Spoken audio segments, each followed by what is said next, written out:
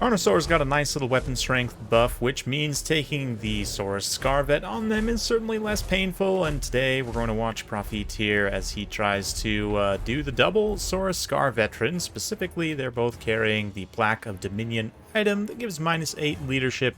You've also got the Shredder of Lustria, Regiment of Renown, of course, Dread Saurian. What else would it be? Dread Aversion, another -8 leadership, totaling for -16 with both of those active and in the same area, up against low leadership faction like the Skaven. Let's see what they can do. It's a lot of spend on big single entities, though, as we're rounding out things with a Slawn of Life. Shield the old ones, trying to protect from some Warp Lightning Cannon damage early, but Regrowth and Banishment. Rounding out things, we've got a whole mess of skink cohorts, 4 without Javs, 3 with Javs, and that's pretty much it for this Lizardmen build, blasting away those 2 Warp Lightning Cannons, protected by some Rat Ogres. We've got single Storm Vermin, Skaven Slave Spears here, Storm Vermin Sword and Shield as well, Poison Wind Globes, and Gutter Runners. Yep, more Gutter Runners, a little bit Poison Gutter Runners as well. Oh, I do see some Stalkers running in from the flank over there, perhaps looking to ambush some of this artillery, but right now the Skaven player focusing all their artillery fire trying to take out the Life Slawn. Definitely the right call to kill the healer first, as any WoW PvPer from back in the day would tell you. Plaque of Dominion maybe not going to save this Scarvet as he gets in pretty deep, but it does manage to disengage from those Rat Ogres, pull around here, and is looking to crash where the Saurian is, kind of. No, well, there should be a little bit of Venn diagram overlap, and certainly those Storm Vermin Halberds, the other units, just generally feeling the leadership damage. Meanwhile, front line, getting bombarded by those Poison Wind Globes, of course. They're just skinks, so they're going to run for the hills pretty quickly. This Gracier of Ruin, we're looking at probably Warp Lightning and Howling Warp Gale, interesting. Bound Scorch on the Bell as well. Coming in there, the Bell, of course, I think has its own leadership debuffs, leadership buff, actually, helping to counteract a little bit, gives some extra melee attack as well, and yeah, -4 for Portent's Verminous Doom, which is a 10 out of 10 name for an ability.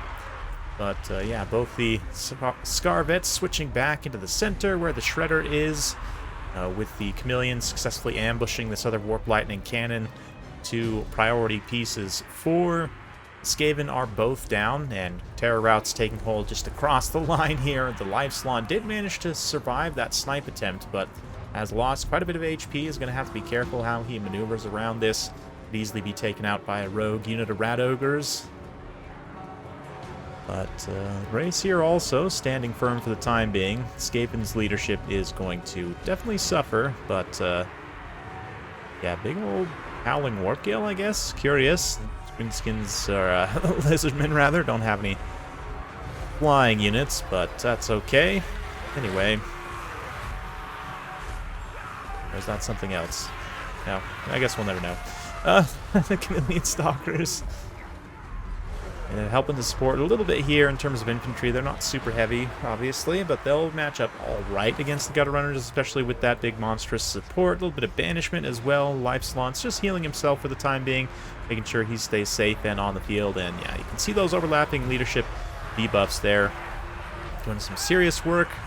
Of course, the damage on the Rout Ogres also helps them fulfill their nickname,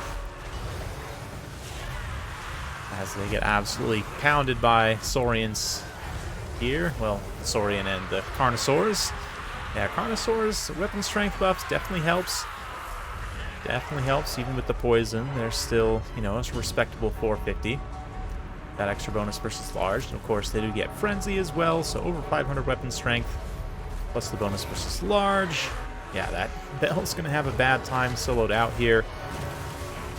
Even 2v1 with the Scarvet and the Slawn, but now the other Scarvet's moving in. He's going to try and Lightning Strike, direct hit, but things are not looking too great. That being said, I mean, balance of power-wise, the Skaven are still pretty far ahead. If they do lose the Gracier Ruin, obviously that is going to ruin their leadership even further, but for the time being, these units just trying to combo to do enough damage here to rout these units off. A little regrowth there on the Scarvet to keep him nice and healthy. Let's see. Yeah. The Plaque of Dominion does have infinite uses. Relatively short cooldown, only 20 seconds. Or sorry, 60-second cooldown, pretty decent. But yeah, 20-second duration. Let's see if we can get a late game combining of that. But balance of power flips pretty heavily with the loss of the rat ogres and other units getting kind of chased off here, getting shattered. And now it's just terror routes for days, probably. Can't imagine any of the Skaven troops are going to want to stand and fight against this, especially as the Carnosaurs just collapse. Grace here. Not really caring about any of this infantry, just walking straight through it to the high-value targets here. And yeah, a lot of Skaven units shattering under the ever-bearing weight of the double leadership effect there, that Black Dominion, Red Aversion, minus 16 leadership, plus everything else. But it's a nice combination for sure. A lot of heavy hitting power too, so if builds aren't necessarily prepared with enough firepower or whatever else they need to take this down, it's definitely pretty potent. I like it from Profit quite a bit. Yeah, fun stuff for sure.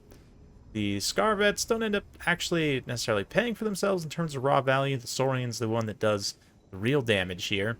But yeah, the rest of these units, I guess the Chameleon Stalkers getting the one ambush on the artillery is enough to pay for themselves, and then some, getting some good support value kind of fighting alongside there.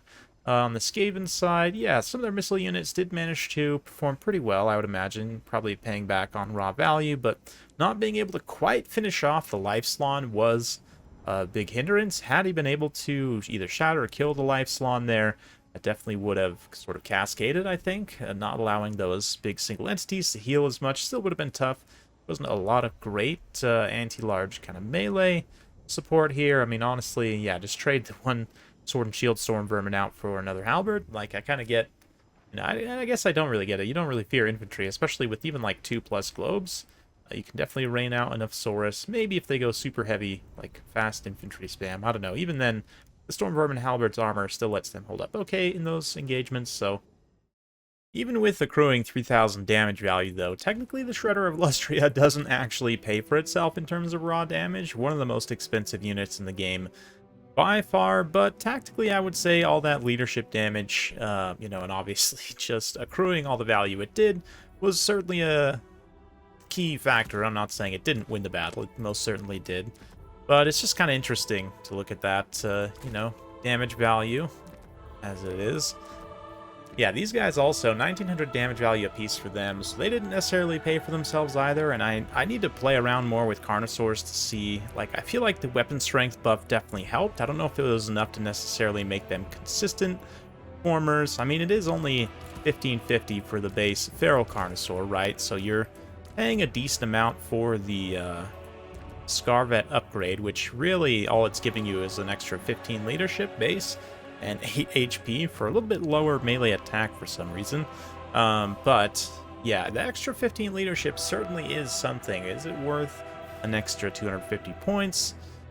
Maybe. I mean, if you think about like a unit, you know, being chevroned up, you can get this guy to be even more expensive, but still is going to have less, you know, a little bit less leadership base. Granted, that does have better other stats, but still, it's an interesting comparison, certainly. Like, if I go, what, 1780 here and cost, a little bit more of an apt comparison. Still has decent leadership, but 11 less than the Scarvet. Of course, you add the Plaque of Dominion on top of that, you're looking at 1900, which is pretty expensive. I don't know, maybe the Feral Carnosaurs are actually solid right now with the appropriate leadership sort of buffs, right? But not sure. Yeah, I'm not totally sold. Certainly the Plaque of Dominion leadership tech against factions like Ogres, Skaven, Greenskins can be very effective, and oftentimes those factions might not bring the right tools to defeat that many big, heavy-hitting monsters. So it definitely is, you know, quantity or volume in this case of Lizard. Sheer volume of single entity Lizard has a quality all its own, and can definitely overwhelm certain factions just by sheer weight. So definitely interesting sort of thought experiment, interesting build. Really appreciate Profit for sending that in. Hopefully you guys enjoyed. If you like this sort of content, be sure to like, subscribe, hit that bell notification. Every time I upload a new video, you'll be notified. Thanks again. We'll see you next time.